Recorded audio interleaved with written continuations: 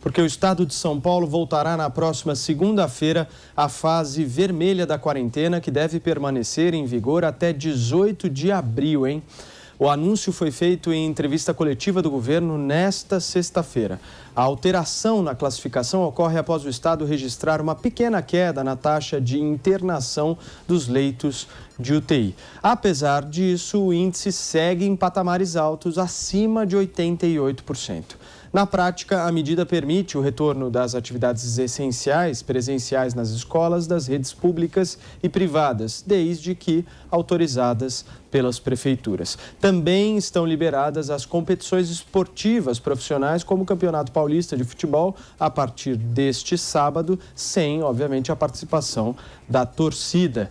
Os serviços de retirada dos restaurantes e funcionamento de lojas de material de construção, embora já estivessem permitidos por meio de liminar judicial, agora passam a ser autorizados pela gestão estadual. Amanda Klein, estaremos na fase vermelha aqui em São Paulo.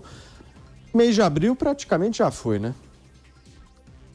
Já foi. Dificilmente vai haver alguma nova flexibilização. Eu acho que isso é importante saber, viu, com fontes que eu conversei no centro de contingência hoje à tarde, Paulo. Dificilmente vai haver alguma flexibilização, quer dizer, o estado de São Paulo vai sair da fase vermelha até o final do mês de abril. Eles esperam que a fase laranja venha só na última semana de abril ou então na primeira semana de maio. Então, isso é um recado importante para a sociedade, para a população paulista, pode se preparar aí para algumas semanas à frente de restrições. A boa notícia, acho que a principal de hoje é a possibilidade de volta às escolas na rede estadual e também nas redes municipais, se os prefeitos assim decidirem. Amanda, e é importante...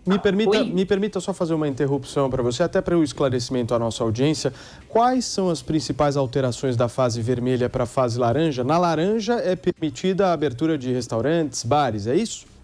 Eu acho que é isso, Paulo, que aí você começa a ter os serviços não essenciais, restaurantes, bares, comércio, com aquelas limitações de horário, né? Mas eles já podem começar a funcionar, ou seja, até o final do mês de abril, essas atividades consideradas não essenciais, comércio, restaurantes, ainda estarão fechadas, né? Então, a boa notícia é a possibilidade de volta às aulas e também é importante saber que essa fase vermelha, ela contém algumas novidades, alguns critérios, parâmetros da fase emergencial foram incorporados para essa fase vermelha. Por exemplo, o toque de recolher das 8 da noite às 5 da manhã, o teletrabalho em atividades administrativas, né, sempre que possível, esse escalonamento de horários de comércio, serviço e indústria para você não gerar essa superpopulação, né, para não encher tanto os transportes públicos, então tudo isso foi adotado. Agora, eu só quero me ater aqui a alguns números, que são alguns números um pouquinho mais animadores, né? Primeiro, a primeira vez que houve a constatação de fato de uma queda das internações, tá? Queda de 17,7% das internações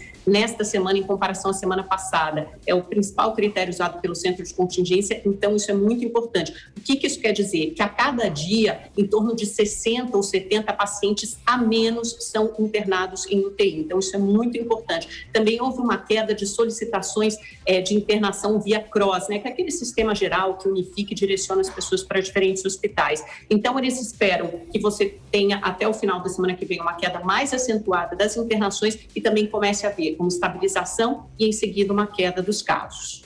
Perfeito, Amanda. Constantino, eu quero saber de você se você acha que toda essa política tem algum tipo de resultado prático.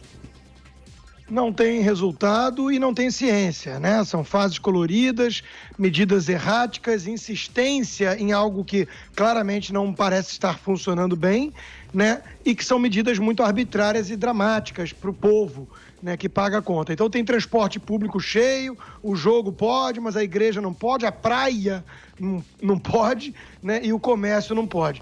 Veja, Paulo, tem duas coisas aqui, né? Em primeiro lugar, o aspecto socioeconômico, que todo o mérito do presidente Bolsonaro, ele apontava desde março do ano passado, enquanto que governador João Dória, então presidente da Câmara Rodrigo Maia e até o Ronaldo Caiado embarcou nessa, falavam que o foco tinha que ser vida, economia deixa para depois. Todo mundo lembra desse discurso, né? Se preocupar com a economia agora é atender a pressão de especuladores, essas baboseiras, né? Pois bem, hoje tem um editorial da Gazeta do Povo muito bom, mostrando o drama disso. e diz o seguinte num trecho: soa pretensioso e até insensível exigir dos mais pobres que adotem o fique em casa. Capturados entre a possibilidade da contaminação e a certeza da fome, eles sairão sim à rua para buscar o pão de cada dia. O Lacombe tem uma coluna no mesmo jornal chamando atenção para isso. 27 milhões de pessoas hoje vivem com uma renda mensal inferior a R$ 246. Não digam a elas que fiquem em casa, talvez elas não tenham nem casa. Com certeza tem fome. Agora, quem defende essas medidas isolacionistas como se fosse a certeza absoluta, o santo grau, né, em nome da ciência? Funcionário público, jornalista, né, é a mesma turma que tem o salário garantido no final do mês, alguns podem fazer home office e por aí vai.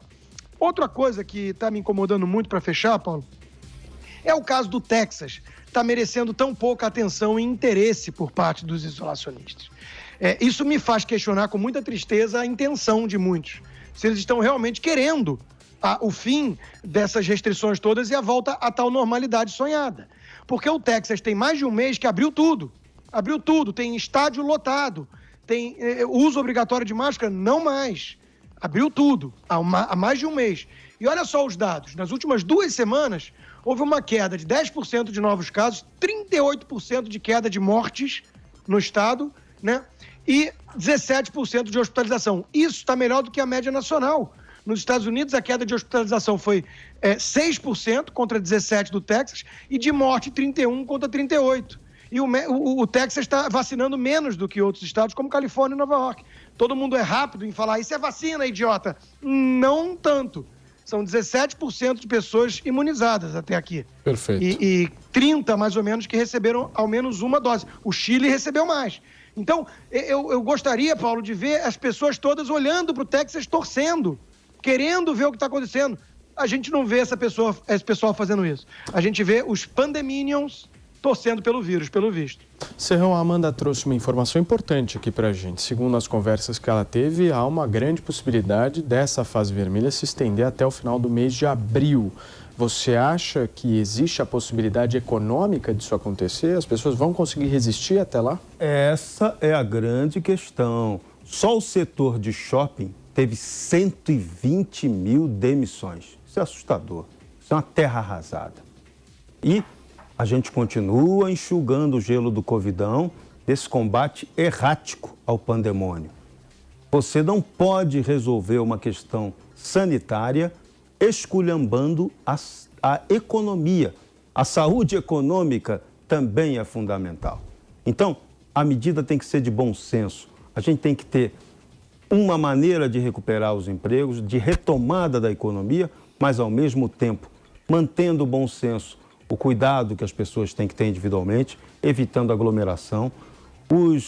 As prefeituras e estados têm que promover testagem em massa, isso não está acontecendo, testagem em massa para saber quem está com a doença ou quem já teve a doença, e a vacinação tem que se acelerar e vai se acelerar. Há a promessa que no mês de maio chegue aí uma quantidade muito grande de vacina e o próprio governo federal está com um plano para acelerar a vacinação a partir de maio. Só que tudo a partir de maio, a gente vai viver sempre esse dilema da doença do amanhã. É o país do futuro? É o país que só acontece depois? Não, é agora. O Brasil precisa começar a aprender a viver o momento presente. A gente tem essa mania de ficar preso a erros do passado e toda hora ficar sonhando com um futuro que não vai acontecer.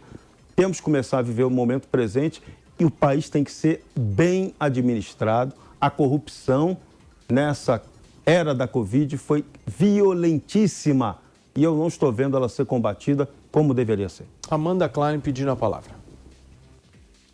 Paulo, eu só queria fazer uma observação sobre esse exemplo do Texas que o Constantino trouxe. Há muitos epidemiologistas, médicos, infectologistas preocupados com o exemplo do Texas.